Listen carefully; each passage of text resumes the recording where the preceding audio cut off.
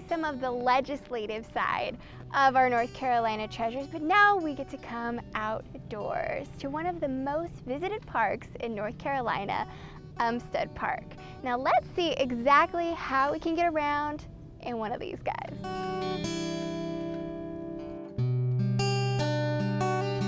You say you're from the mountains? Yeah, Where? Asheville, okay, great. That's a neat place. I went to school up in Boone and really loved it. Yep, Appalachian State. And then my mother's family is from, originally from Marion, North Carolina. We'll have a variety of just educational displays around. This is one of our older ones. It was kind of interesting of the natural foods that do grow.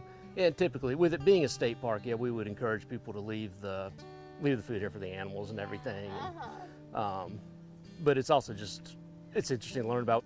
Yeah, so it was built, like I said, in the late 30s, early 40s.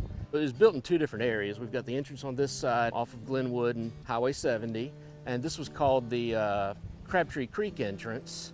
And the entire place was called the Crabtree Creek Recreation Demonstration Area. But there's also the Reedy Creek side of the park, which is off of Harrison Avenue and Interstate 40.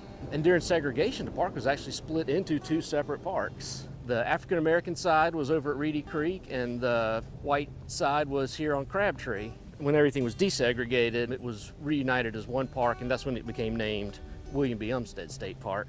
So we're up to about 5,700 acres now, right in the middle of Raleigh and Cary and the Triangle area. 700, that's amazing. Yeah, it's a big place. I've always just liked this spot. Everybody likes looking at water and being up above it's always just kind of cool. Within about 15 miles of here, there was a very large trading area for some of the Native American tribes who lived in the area. Over near Falls Lake was actually a big meeting place and marketplace. And so we do know there were a lot of tribes that sort of lived in the area.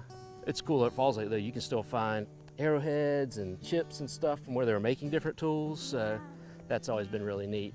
We get a bunch of kids out here, especially in the summer times. We'll take them out fishing, and one of our lakes nearby is real good for it because they're little panfish. We got fox in the park, but there's one who's figured out that there's usually leftover food at a couple of our picnic shelters. And every night you can see him, he'll come out and he'll just make his way past all the picnic tables. That's just kind of cool because usually they're pretty shy and pretty hard to see. But that one has found food and is very comfortable around people now. There's something just so peaceful and serene about this area. It's almost healing to the soul just to have a moment where you can just listen to your thoughts and calm your mind, especially when you're in the middle of such a big city like Raleigh, our capital city. It's definitely somewhere to come and visit whenever you're in the area.